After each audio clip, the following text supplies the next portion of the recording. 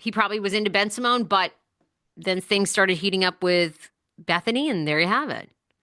Like it wasn't, you know what I'm saying? It wasn't a Luann situation where back in the day Luann was engaged to Tom, but Tom was at the bar making out with like another woman. I think it was all fair game, right? I don't think there's much more to this story.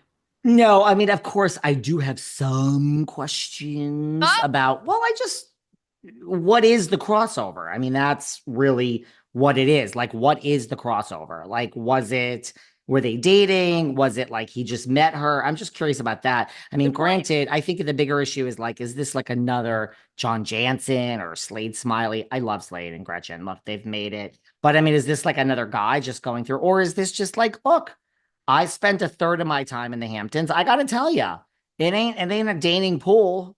It ain't a dating pool. Lots of people are already coupled up in the Hamptons. Like I have friends that don't leave the Hamptons. Hi, Lisa Gallo. Hi, Sam. You know Sam.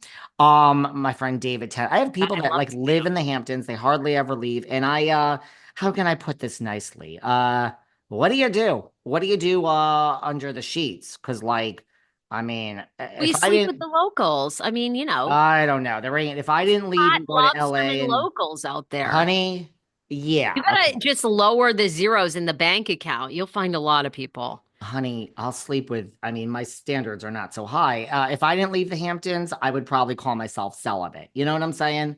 You know what I'm saying?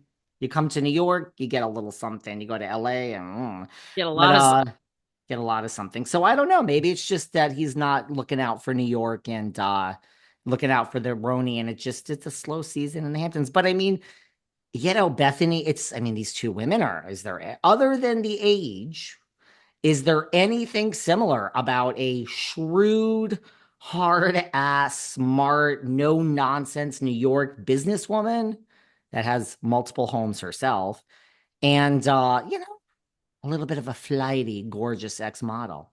I don't Well, know. hasn't she done very well as a real estate agent, Kelly Metsimone? I'm not sure she's such a Yes. wallflower on business. I think she's done pretty well. And she was one of the first Yeah. housewives, I think, to get in the real estate game and actually be quite successful. So, and our mutual friend, Paul Wharton, Hmm. is good friends with Kelly Bensimone. And he says she's very business savvy. She just doesn't advertise it. I think that's true.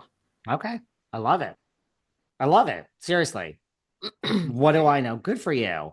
What else you got? Where do you want to go with this, There's girl? so much tea. I don't know. Where are you feeling? Do you believe that Vicki Gunvalson gave Nick Viall the all clear to release the whole video and audio recording of when she forgot to hang up and said she didn't know who he was and she did her dat media a favor? Also, she said to them, "You all owe me. I don't want to be doing this." Now there's a Wait, story did that she say? Oh, so I heard the audio, but it was hard to make out because when Vicky talks, my ears bleed, which that's what Kelly says about me. So, like, I heard the part about, like, oh, I don't know who he is. Her that made me do it. He has his own network. She also said what? That who owes her? Her that or Nick Viall? no, Or I think before they, I think I can't, I don't know if they were recording and that was on air yet, or if they were going to record. But she pops up in wherever she's I being. think it was at the end. I think she said goodbye, thank you, and then she didn't hang up. That's Well, what right. happened. But even before that, when they were getting ready to record, she's like, "You all owe me." And Nick Viall's like, "We do Oh, for what?" And she's like, "For being here. I have 400 meetings today. I'm on vacation. I've got business things to do. I don't want to be doing this." And he's like, "Okay, do you need to go?" And she's like, "No, it's fine."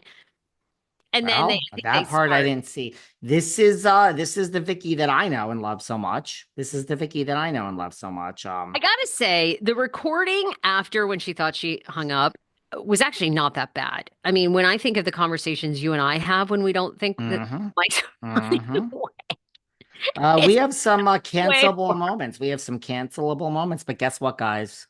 You haven't heard them. So I didn't think let she your really. imagination go where it wants to. Nobody gives a fuck here because you can't prove anything. So fuck off. Okay, well, I don't think we say that bad of stuff. I Oh, think we sorry. just okay. I don't know why you're taunting me. Oh, I don't know. I'm like riled up today. Okay, Listen, I'm not you gotta taunting the have people like that listen. I'm a very humble that people listen. I'm very humble when it comes to that. Don't you have an Um, edible sponsor? You need a little bit of an edible. No one wants to cancel us. We don't say anything racist fine. or derogatory or No. homophobic, right? We afterwards we talk, of course, about Bravo people, other podcasters. But Mm-hmm. anyhow, Mm-hmm. That's all. okay. That's what I meant. We have some opinions about the people in this industry pretty strongly.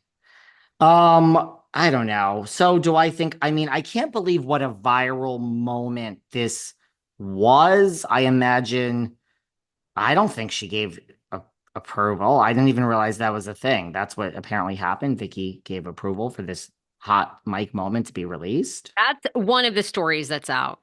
Hmm. Uh, I didn't she's know about heard that. saying I was a guest on his show. This is what she's telling her boyfriend. He's got his own network, his own show, his own thing. Mm-hmm. I've never heard of him. She went on to mispronounce Viall's last name, referring to the Bachelor star as Nick Viles. Vale. Okay. Vales. Yeah, Vials. The couple went on to discuss their vacation as the call finally ended. How do you say? Is it Vial? Yeah. Nick His Vial. wife, who joined the crew of hosts for Tuesday's episode, reacted to Gunvalson's hot mic moment, telling the room that she was at a loss for words. I didn't think it was that bad. Sorry.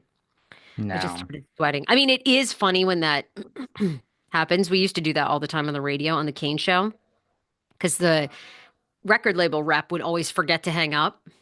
So you'd hear the conversation. So they'd always like, and Kane used to have, sadly he's passed away, but he used to have a recording of Beyonce. Mm. She thought we'd hung up, but we didn't. And they were like, and she did the same thing. She was like, oh, I'm so glad that's over. And then Kane pretended he was a cat and he was like, and then the then they kept talking and then he was like, and then Beyonce's like, do you hear that? And the woman's like, what? And then Kane would keep being a cat. And then they're like, is there a cat on this recording? We're like, you fucking morons. Oh Hang my on. God.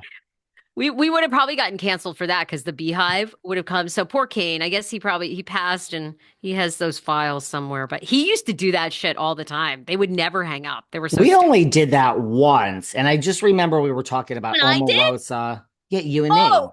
oh, yeah. We We did it thought once we where hung we up. talked about Omarosa and Janice Dickinson and something about Omarosa and Janice Dickinson. That's all I remember. No, we don't do like real dirty stuff. But yeah, we have opinions on people that but I mean, we kind of let it all out on air. But remember we did a hot mic moment once and we forgot to Yeah. edit out the end. Only We once though. still And I haven't think we finished. were saying shit about Omarosa and Dickinson, you know?